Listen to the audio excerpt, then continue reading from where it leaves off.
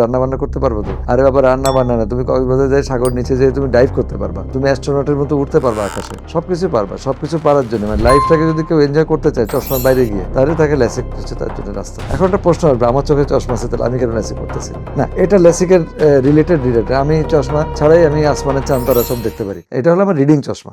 Reading এর জন্য 40-এর পরে বয়স যাদের হয় তাদের জন্য মানে এই ব্যবস্থা। অল্প বয়সে দূরে দেখতে চশমা লাগে, তারা তো চশমা পড়তে চায় না। টিনেজের একটা মেয়ে, একটা ছেলে, তার উদ্দাম জীবন, মুক্তির যে স্বাদ, চশমা তার আনন্দটা কেড়ে দেয় একেবারে। যারা এরকম অল্প বয়সে চশমা লাগে কিন্তু চশমা পড়তে চায় না, তাদের জন্য লেসিক হলো একটা সার্জারি। লেজার দিয়ে অপারেশনটা করি আমরা, করলে তার চশমাটার পড়া লাগলো না। প্রসিডিউর খুব জটিলে যাওয়ার দরকার নেই, মেরি 5-7 মিনিটের কাজ। লেজার দিয়ে চোখের কর্নিয়ার উপরে লেজার দিয়ে এটাকে একটা শেপ চেঞ্জ করা হয়, কিছু লাগানো হয় না। লেসিক মনে কিছু লাগাই দিলাম, কিছু লাগাই না আমরা। যেমন নখটা কেটে ফেললাম, চুলটা কেটে ফেললাম, চোখের কর্নিয়াটাকে পাতলা করে আমরা ওরকম ভাবে লেন্স যেরকমটা ডিমান্ড করে চোখের, ওইভাবে একটা লেদ মেশিনের মতো অটোমেটেড মেশিন আমরা খালি প্রোগ্রামে দিয়ে ঢুকাই দিই। পাওয়ার কত কে আনতেন রুগীটা বলি যে তাকায় থাকেন লাইটের দিকে, 24-25 সেকেন্ড বা 12 সেকেন্ড 18 সেকেন্ড লেজার কাজ শেষ। ওইখানে টেবিল থেকে উঠে দাঁড়াই বলে দেখো কয়টা বাজে ঘড়িতে, ও দেখতে পায় সঙ্গে সঙ্গে। এটা মানে ম্যাজিক। এখন লেসিকের কাদের করি আমরা?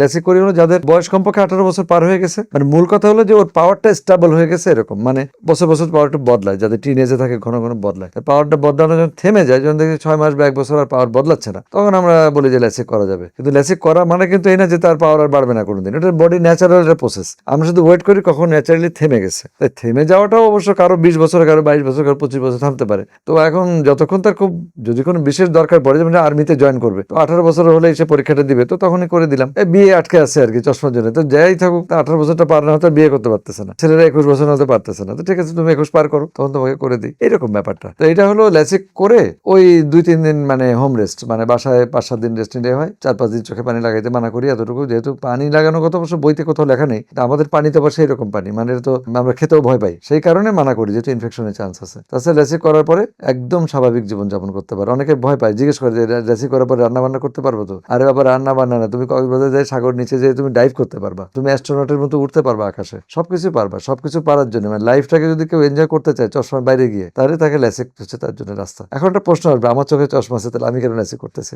না? এটা লেসিকের রিলেটেড। আমি চশমা ছাড়াই আমি আসমানের চাঁদ তারা সব দেখতে পারি। এটা হলো আমার রিডিং চশমা।